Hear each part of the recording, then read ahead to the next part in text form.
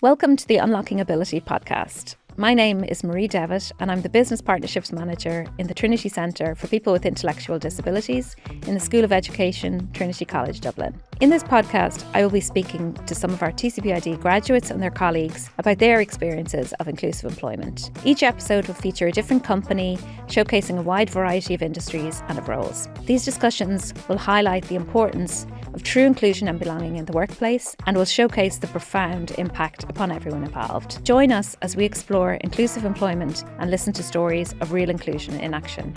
I'm delighted to be here today with two fantastic people from Falko. So we have Dale O'Neill and we have Alex Vining, who have joined us today to just have a chat about the partnership with TCPID and about your roles in Falko and all things inclusion. So Dale, I might start with you. Just if you could, if you don't mind, just tell us a little bit about yourself, about where you're from, your background, that kind of thing. Yes. As Marie said, my name is Dale O'Neill. I'm from Tullow in a small county called Carlow, second smallest in Ireland. A good nugget of information there. Absolutely. Had to throw the facts in there. I'm a member of Carlow Special Olympics Club in Carlow, and I compete in the Special Olympics. I compete in football, athletics. I've competed in horse riding, swimming, and a few others that I've got. There's too many to remember. I know, yeah, almost Superstar everything. athlete, yeah. Exactly. Also a graduate of Trinity College, graduated in February this year. I lose track of time these days. It goes by so fast. And currently working in Falko, as I said. And I got to represent Ireland last year in a big, massive competition in Barcelona, which was a huge honour, and it was something I will never ever forget. We went over there with very, very low expectations, I'd say, but we came home with we fought, we scrapped, and we came home with the bronze medal. So that is fantastic. And were you the only team representing Ireland at that? Yeah, we were the only team. All the other teams were from Spain. And did you get to go into any of the football stadiums or see any of the big? No, it was literally hotel, soccer, hotel, hotel. Like the professional athlete. Yeah. Professional athlete, yeah, there exactly. to do the job. Yeah. And you got a kit made up for the trip and everything from your team? So a company in Carlow, Max Menswear, made us up like special tracksuit tops, tracksuit bombs, and t-shirts to go. But we didn't get the Irish shirt. Didn't get an Irish kit? Unfortunately, we just got them borrowed from the FAI, but unfortunately we had to give them back. Oh. So I couldn't get a big frame around it. I was going to frame my big number 5 jersey, but no. We'll have to do that for the next time. Absolutely. Exactly. And did you score any goals? Have to ask. 1. Fantastic. That's good. Oh yeah, my God. it was a good goal. It was a length of the pitch goal. Intercepted the ball in my own half, dribbled through about 5-6 players and buried it in the back of the net. Back of the net. I think we've seen that video. Yeah. Shared that a couple Yeah. times, yeah. Amazing. It's the only one I scored. I'll never forget it. That's fantastic, Dale. Thanks so much. No, and right. Alex, if I can come to you, just maybe if you don't mind introducing yourself and actually maybe tell people a little bit about Falko as well, and Sure. for those who might not be aware of it. Falko, for those who don't know, is an aircraft leasing company and asset manager. We focus on small commercial aircraft segments, so that's aircraft with 150 seats or less. We have operations in the UK, here in Ireland, and in Singapore. We own and manage close to 200 aircraft now, and we like to say we're the leading, or one of the leading players in our space. My role within the business, I'm the Vice President Marketing at Falko, so I handle all of our airline relationships, aircraft sales, trading, leasing activities, covering North America and then some of our European customers as well. I've been in the company for about 7 years now in various forms through a couple of mergers and acquisitions. And I've been in Ireland now for coming up on 10 years. You can probably tell, not by the lack of an accent. I'm from Toronto in Canada originally. Fantastic. Yeah. And why Ireland? Was it obviously for work? Or? It was, yeah. It was, I moved over here back in 2016 to do a master's course at UCD Smurfit. Never really, I suppose, had the intention of staying over here long term. It was to kind of study and then, I guess looking back on it, move back to Canada. But one thing led to another, and still here 10 years later, very, very grateful for the opportunities that have come from that. And, Ireland in most senses is kind of home for me now. So. Well, we're lucky you made that move for sure. Absolutely.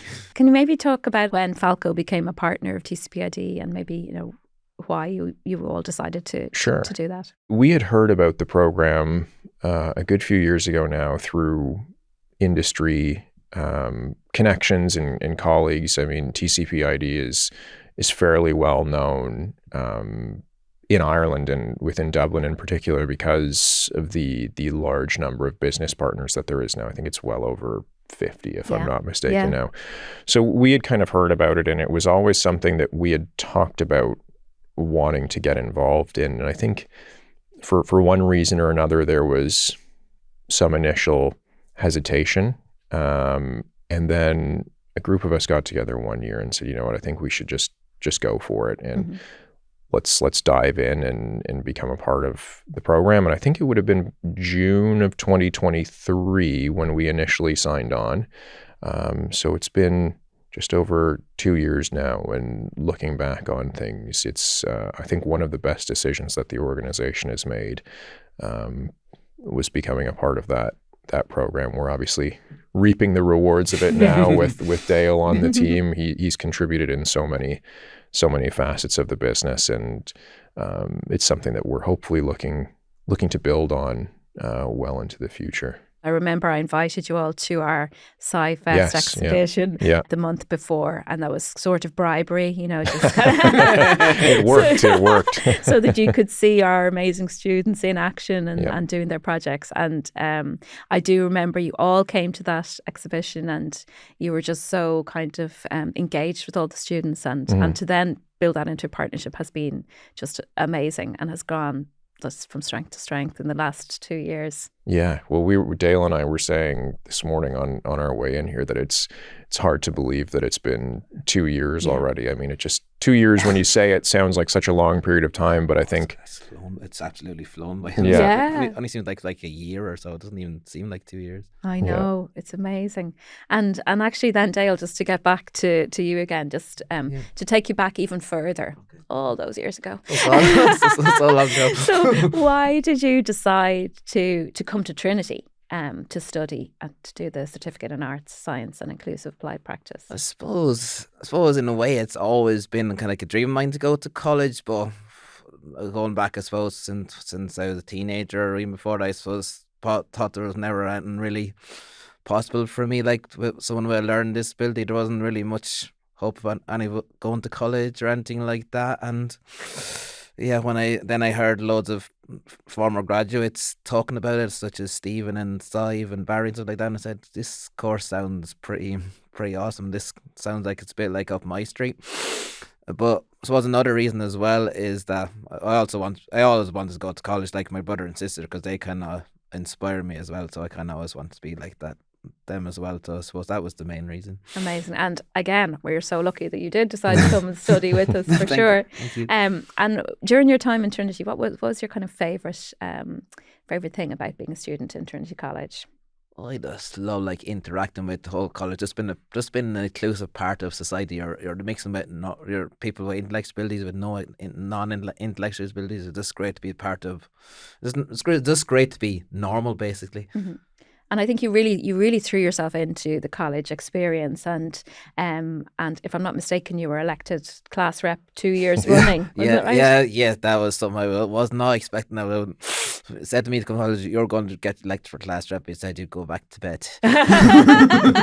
I'd be like, no, the self-confidence side of it is kind of a big thing with me. So I wasn't the most confident of people. So I probably would have thought I wouldn't have put myself forward first. So I said, when I'm coming here now, I'm just going to try everything, even if I'm scared or something like that. I'm just going to give it a go and see what happens, and people vote for me, and I must have done a good job. They voted me for 2 years in a row.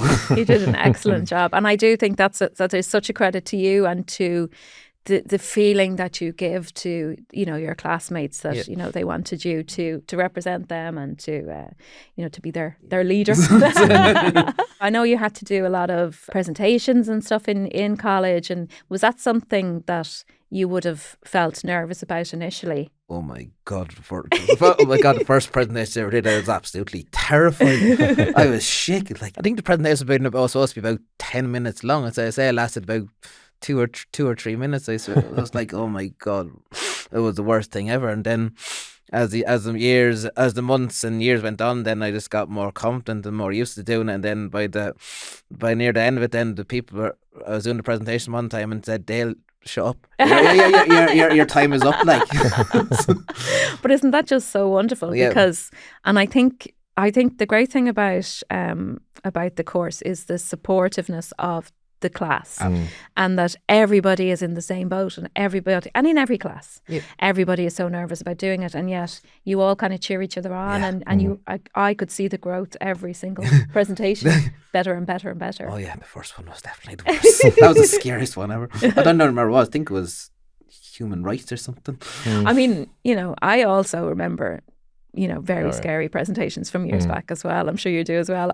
You still always get a little nervous. The butterflies always creep in, but I think it's once you build up that confidence, it all becomes a bit more natural. And I mean, I think I've kind of even seen that in the workplace now since you've been with us, right, Dale? It's that initial stage where there was a bit of nerves, and I think now you've just totally settled into that role quite well. Just so like part of the family, kind of. Exactly. Falko family now. Yeah. Exactly. Yeah. And what I love, and from what you're saying, is that even though you were nervous about doing things, that you did it anyway. Yeah. And I think that's such a brave thing to do, and has really stood to you and to all the graduates that we have as well, that you just throw yourself in. Yeah, no matter how scary it was. How bad can it be? Exactly.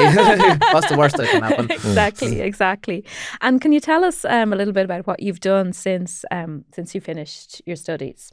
I've spoken at a few conferences. One with Permanent TSB, and there was.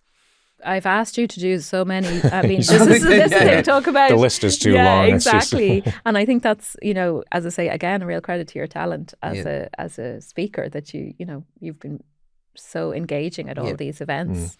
And the main thing you've done, which really is your internship. Well, started my internship. Then during that, suppose I've competed in more sports again. Yeah. Shock, horror. So recently qualified to represent Leinster in the All-Ireland Games, which will be happening in June 2026, and me representing them in shock again, soccer. Amazing. And I predict we'll have all the Falko supporting team. Absolutely. For the national games, and the Trinity team as well will have to support. And when is that? 18th to the 21st of June 2026. Fantastic. That's amazing. amazing. Here before we know it. Yeah, exactly. In training it's now. only about 6 months away now. Yeah. It's been a whirlwind couple of years. I mean, from graduating to starting the internship and all the sporting accomplishments in between. I mean, it's just been impressive to see from the sidelines. And actually, before we get onto your internship, I mean, Alex, you and the team decided to offer a placement. So in second year on the course, we do a work placement where the students have to go out for one morning a week for 8 weeks. And you guys said to us, okay, yeah, we'll do it. Yeah. And can you tell us a little bit, I suppose, how that built from the placement then to the internship? Sure. Because it was Dale in both cases. Lucky. I think it stemmed from the fact that, we saw what Dale was doing in the work placement and said 1 day a week just isn't enough. Yes. There wasn't enough time to kind of have him do everything that he wanted to do and have us provide him with the amount of opportunity that we wanted to. And this rolls into the internship and, where Dale is now with us on a full-time placement. I think we just saw how naturally he fit in with the group, and when he jumped over those initial hurdles of, nervousness and trying things that would have normally been outside of your comfort zone. Outside. Yeah, we kind of said, you know what, this just one day a week isn't enough time. And so we said, let's bring him on as an intern and see where things go. And I think it's paid off for both us as for us as a company, what you've been able to provide us and the broader team with, but more particularly the team in Dublin. And then for you, I think I've seen you come leaps and bounds in, comfort levels and, how you are in the workplace since you joined back in early 2024 to kind of where we are now towards the back end of 2025. And it just seemed like a natural progression for us. I mean, touched on it a bit at the beginning. There was I suppose a bit of trepidation, and we wanted to make sure that everything was perfect and structured perfectly. And I think to what we've all kind of said, I think you just decide to take the jump and go for it and try something that feels a bit uncomfortable. And we did that. And yeah, as I said, I think it's worked out very well for all of us that have been involved. So it's such a success story. I mean, from going in on a placement to then getting an internship to then getting a permanent role. You can't get much better. Can't get much better than that, really. And can you tell us a little bit about the work that you do in Falko? My main job is helping the finance team, so I mainly do they send me all the invoices, and I input them into our system on Dimensions, and they send me all them. Sometimes it could be 50, 60 invoices. So wow, I get 50 or 60 invoices coming at me. See him in my sleep every night. I go home and nightmares. Stop. Sometimes, yeah. Then I also in charge of updating the bank account every day. So inputting into the debit and into the credit, make sure all the balances are at zero and they're all healthy. And yeah, that's that one. How did you discover that this was something that you enjoyed? So, I mean, there's not many people who would, be that kind of confident in the figures and all that kind of thing. So I've always kind of had a knack for numbers since I was small, really. So it's just, I suppose it came a little bit natural, I suppose. But well, I suppose before I came into college, I'll go backtrack a bit. I suppose before I came into college and stuff like that, I did do an online course on Microsoft Excel and stuff like that, just to refresh the old memory. And so it's just a bit up, see how the Excel changed most, and then just to figure out the different new functions, stuff like that, so I'd be prepared for college and for future on, because everything is based around Excel and stuff now these days. So I wanted just to be up with it. So you need to teach me a few things. Absolutely no problem. Might charge you though.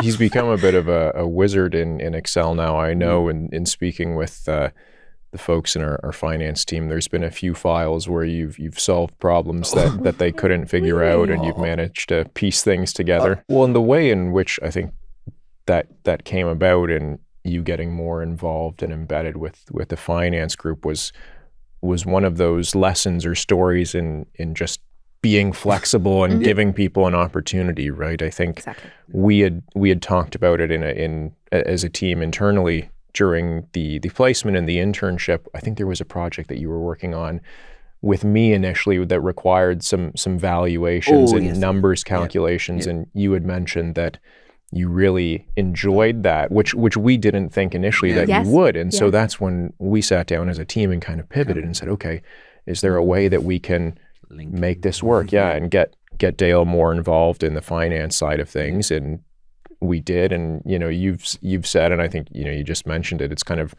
rekindled this love of numbers. And so it's just, again, one of those stories that I kind of revert back to, just throwing ideas out there and giving people the opportunity to try something new or different, because you never know what might come from it. And this has been one of those success stories as well. So, and I think that's the beauty of it, is having the opportunity to be in the workplace and the opportunity to try these different types of roles and different type of tasks.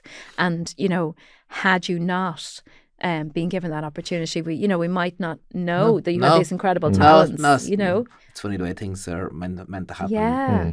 And I don't think you even recognised in yourself that you had this incredible talent for numbers and for Excel at the time. I think I'd probably had forgotten it because I'd gone so stagnant because I'd left like school since I was 16 thinking this. I'd just got all stagnant, and I was just very deep down. And then when college and all came back around, it's like I sort of rediscovered. It's like I rediscovered myself all over again, I think. Oh, Dale, that's lovely. That is why this is so important. And it's about, we talk about inclusion in the broad sense, but it's about really, recognising the talents and the skills that are there within somebody and helping to nurture it, as you all did in Falko, which is amazing. Yeah, you'll never know, right, unless you ask somebody. Yeah. I mean, not everyone, and this is just more generally speaking, I mean, not everyone is so forthcoming with things that they would like to try, or discussing hidden talents that they may or may not have. So I think it really does go to that broader message of giving people an opportunity to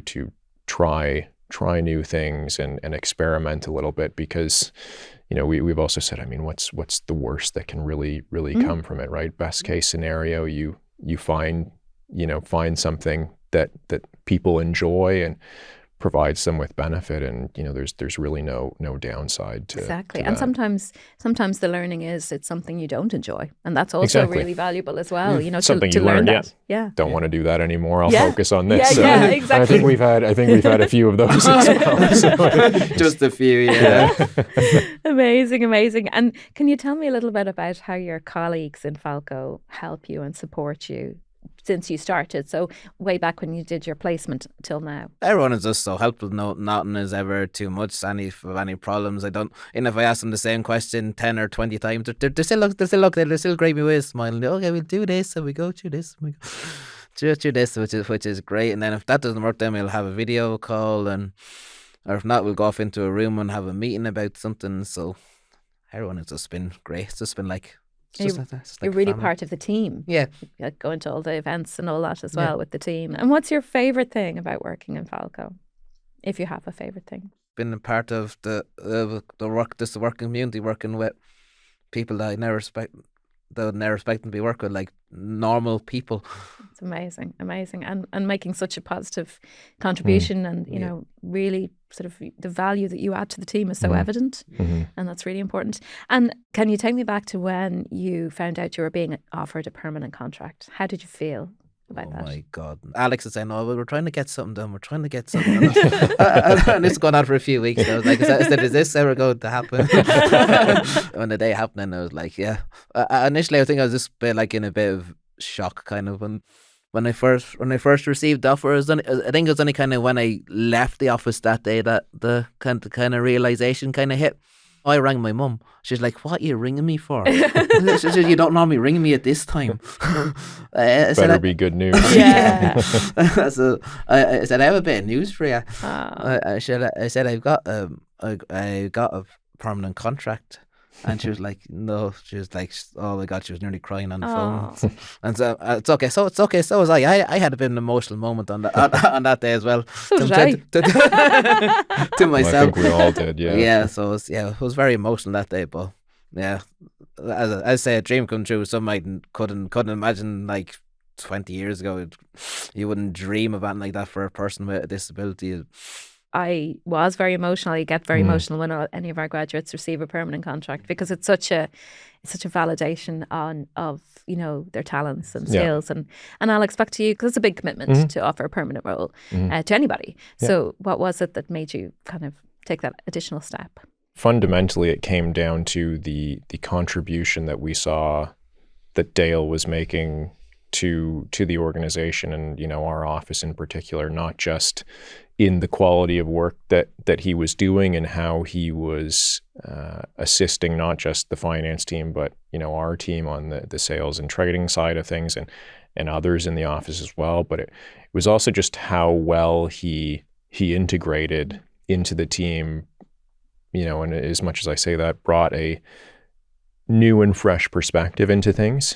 And those who worked with him saw the value add that had for everyone. A couple weeks into the internship, we all kind of knew, and that this was going to be something longer term. And so we started having those discussions kind of way back then about trying to formulate something that would work on a more permanent basis. I think it was really just the quality of work that he brought in and the enthusiasm. I think he demonstrates and still does a lot of qualities that we all should be striving towards. And I myself have learned a lot from Dale's time with us, kind of bounce back ability, adaptability, qualities that we all want to demonstrate, as I said. So it was a pretty easy decision for us once we had a couple good weeks under our belt. So didn't know that back then. You made him wait. Yeah, we had to keep some of it secret for a little while. Another 5 or 6 months. I think that makes it even all the sweeter absolutely. to kind of to put in the time and make take the steps as they came and always have a smile on your face. You're one person who I don't think I've ever seen Dale without a smile. I think that was one of the biggest things. This sounds funny, but you can tell from where I sit in the office who's coming in by the pattern of the footsteps and how they're walking in. And I always know when it's Dale because I know it's fast paced with a purpose, and he always comes in with the enthusiasm. And it's just he's always enthusiastic to get going on the day. And so that was another, one of the, I'll call it qualitative pieces that went into the decision making. It was like, we like having folks in the team who are enthusiastic and have that zest to come in on a daily basis and contribute to the office in meaningful ways. Amazing. Yeah. And all of our internships are, they're very planned, carefully planned, and we try and support as best we can. So from your experience so far, is there anything that you could suggest that I suppose TCP could do better or, to support people with intellectual disabilities in the workplace? To be honest, I don't think there's an awful lot that needs to change. I think the key element that is evident and, we've experienced, and I know other business partners have in speaking with them, because that was part of our decision-making process to get involved, was just really making yourselves available and having that degree of flexibility. I had weekly check-ins with Emer and some of the other staff to kind of talk through what was working, what wasn't working. And, I think one of the key things that we took away from our initial discussions when we were looking at getting involved in the internship was that, it was okay to have that degree of flexibility and uncertainty, because I think everyone wants to structure something that's so perfect. And, maybe we're used to having rigid profiles for positions and that was something we didn't have in this instance. And so we were a little nervous about it, but there was always that reassurance to say, no, we're here to support you and make things work. And also just having that broader network of business partners. I know there was numerous seminars and events leading up to this that we attended and had the opportunity, and we're in a forum where we could have open, frank discussions with them about their experiences, what worked well, what didn't, and having that, I'll call it an ecosystem in place where there's the freedom to ask those types of questions and have that sort of feedback, I think made things an awful lot easier for us throughout the entire process.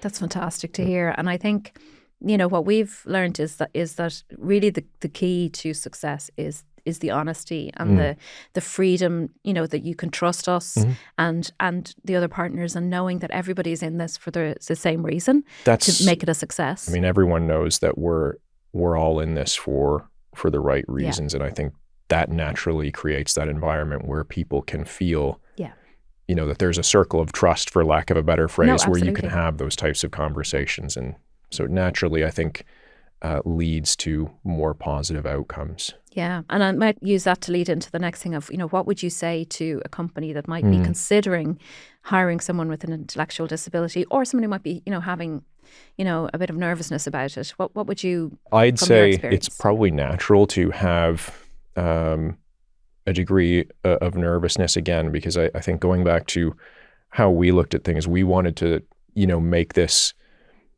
the most perfect, for lack of a better phrase, the most perfect opportunity for you, Dale, but then while also making something work for us. So there was a mutual kind of opportunity and benefit set. And I think my piece of advice would be, being perfect or trying to create something that is perfect often slows down the progress. I think if you really go into it with an open mind, you have the buy-in of people internally and have a degree of flexibility and commitment, I think it's worth just taking the leap, because if you try and make something perfect, you often, will slow down progress. And I think just diving into something and saying, you know what, we'll make this work as we go, is probably the best way of doing it. That's true for all aspects of life. Of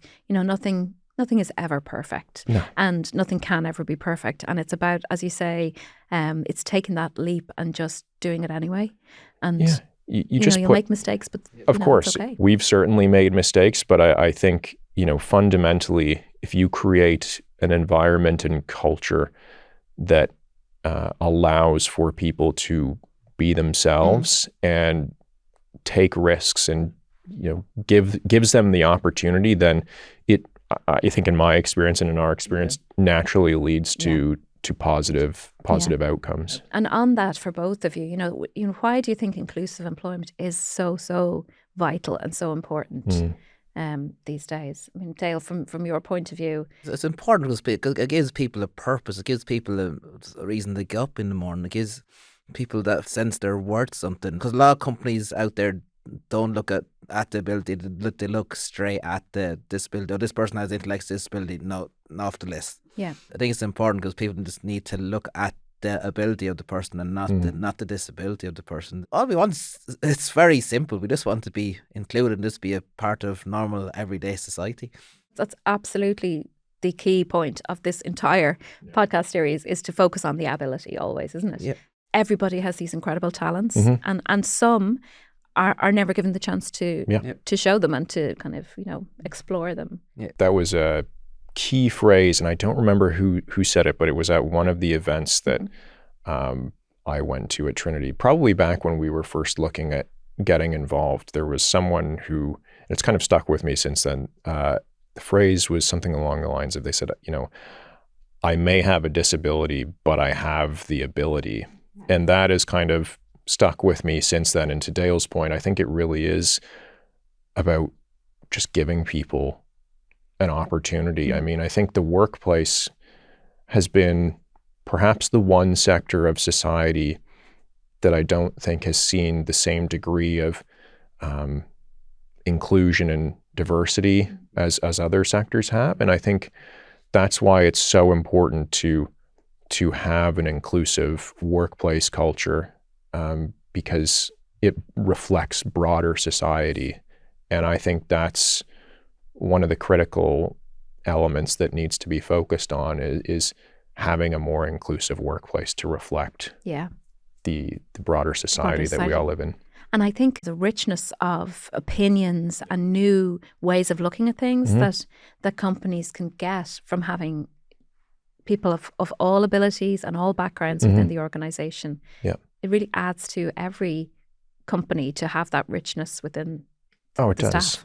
Yeah, people have all different life experiences, and having people come in and, as you say, Marie, bring a new way of looking at things in a lot of instances will unlock doors and new opportunities within the workplace, and it just adds something new that I think really adds to a better culture and environment for all in the working environment. What has come across in lots of discussions that I've had with all of our partners is that it sort of unlocks this sort of empathy within the wider staff and a feeling that everybody within the company can be themselves and bring themselves as they are, and feel that's okay. Yeah. Having that type of culture is extremely important, because I think when people can feel that they can be themselves and not have,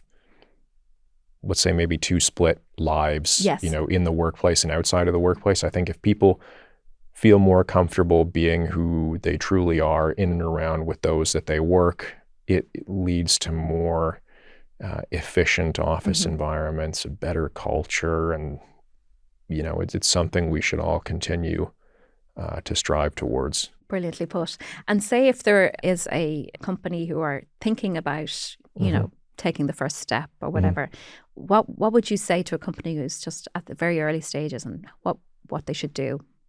I'd say, one of the important things or first steps to probably take is to attend one of the events that, TCPID or, other programs that, thankfully are starting to pop up across, the island of Ireland and abroad. I think I'd say go to one of the events, speak with the students, hear their stories, understand what they're working on, what they'd like to do in their futures, and then talk to some of the, employers who have experience. And I think what you'll quickly learn is that this isn't such a, it might be the wrong word, but kind of daunting task or daunting thing to do as many people think it is. So I'd recommend doing that as kind of the first step. And, like I said earlier on, there's certainly a level of trepidation that people will have, but I'd say, just go for it. I think that's what we learned. And that held us back for a little while earlier before we decided to sign on, was, as I said, trying to come up with something that was perfect and would really work. And then we just kind of said, I think we just have to do this. And we've never looked back. And as we've discussed at length today, I think it's just been so beneficial for, myself, I think for Dale, Absolutely. And for the broader, our broader company. It's just been a fantastic experience for us. Just learn on the job. Yeah, exactly. What we're seeing is we're creating this sort of ripple effect, this kind of movement of inclusion being so important and so valuable. And, that's part of the reason, I suppose, for doing this podcast as well, is to get that message out there about the positive impact that that inclusion has on companies, on individuals, and on wider society. So I think that's really, really important to continue to build that, and that everyone is there to support each other is really, really key. And Dale, to go back to you, what do your friends and your family make of the fact that you're now a Trinity College graduate and you're a permanent employee in Falko? Oh my God, the Sarah family are like so proud of this. It's kind of undescribable, really. And they're just, because they're constantly asking, how's the job going? What are you doing this? What are you doing?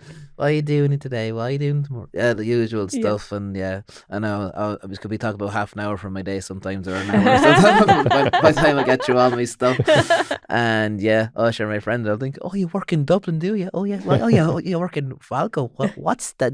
Some of them go, what's that? Yeah.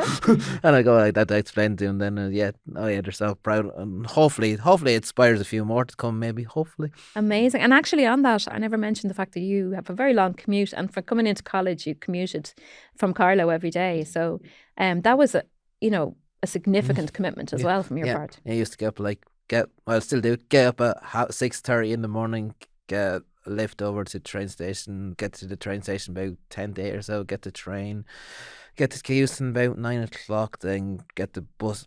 Back then it was the 145. Yeah. It's no longer there. Out to Leeson, or to the where did I get off? The Lear Street. How could I forget that? Then walk down to college. And now it used to be. I started off a couple of days, then ended up in 5 days a week. So it was a big commitment to be going up and down every day, and I don't do it quite as much now. It's only a couple of days a week now. But you were never late. You were like, traveling the furthest distance, probably first into the classroom every day, first into work every day. And I think that's such a credit as well. But also it's important for people to know that students and employees are traveling long distances to get to where they want to be, and that's shouldn't be a factor that would hold anyone back either. It's not a Dublin based thing. It is something that there's people coming from all over the country. Yeah, so don't let the Dublin thing be a barrier if you want to. No, you find a way. Yeah. Find a way to make it work, right? Yeah. I mean, we've Dale's been doing it for a good chunk of time now, and pro at it now. yeah, Yeah. and we found solutions that work. Whether it's having a work from home day, Yeah. offering that flexibility as we do with everyone else. It's just Exactly. you find a way to make things work. Yeah. Yep. Brilliant. I can see the change in you, Dale, but how do you think you've changed since you started? You started in September 2022. God, that's in Trinity. That is scary. Since I first started, completely different person. When I first started college, I say as I say with the speech and all of that, as I mentioned before, my confidence was, I'd say, fairly rock bottom. I'd say it was dreadful. I'd say, but then thanks to like the college and the classes and all the tutors and all like that, I could see my confidence growing week by week, and I could see myself getting more confident as the times went on, and my family could say that as well. They could see that you're getting a lot more confident yourself, because a lot of times I'll admit sometimes I'm afraid to ask strangers questions, but I'm getting a bit better at that now since I've been in college and stuff like that. And yeah, I think it's the main thing it's done for me. I think it's give me a big boost of self-confidence, and that I can actually achieve things, and that I can make a difference in society, and that You absolutely can. You absolutely can. I mean, it's just so wonderful to see this is, sort of the start of the next stage of your life, the next chapter. And on that final question, can you tell us about your goals for the future and all the very, very exciting things that are happening? Well, first thing is to, I suppose, keep excelling, keep doing well in my job, and keep excelling my job, and keep doing that to the best of my ability for a start. And then next one, I suppose, will be coming up is the Ireland. It will be competing for Leinster in the Ireland Games, and hopefully that goes well too. Fingers touch wood. Yes. And I suppose the most important one, really, I suppose, I save it to last. I will be getting married to my fiancée Saoirse on the 15th of July 2027. Oh, That's a big one. That's a big one. Yeah. That is a big one. As I said, it's been a big couple of years. Yes. Lots been going on. Also, I can get emotional just thinking about that now. And I remember you told us about the proposal and everything, and that you built up the confidence for that. So that must be the most nerve-wracking thing I was of all. going to say, you've had some experience doing uncomfortable and nerve-wracking things. This was the biggest one of all. I can tell you the confidence went out the window. So as I didn't want to need the voice started going, yeah. I don't even remember what I said, to be honest. Oh. The main thing is she said yes. Yeah. But that is just so wonderful, and such a wonderful... Another thing I never imagine either would when with a person that long to get married or like that. I would have been happy just being with someone, but to actually get married to someone and spend the rest of your life with someone, it's very emotional. Yeah. It's just it's so wonderful, and it's so exciting, and you have just an amazing life ahead of you, yourself and Saoirse, and we're just so happy for you and so proud of you. Thank you. I think on that, just want to say thank you to both of you so much for a thank wonderful you. conversation. Thank you for having us, and for sharing your thoughts and insights. And thank you. Thanks, Marie. Thanks so much. Yeah, thank you. Marie. Thank you so much for joining us for our Unlocking Ability podcast. Please stay tuned for future episodes. And in the meantime, please check out our website at tcd.ie/TCPID.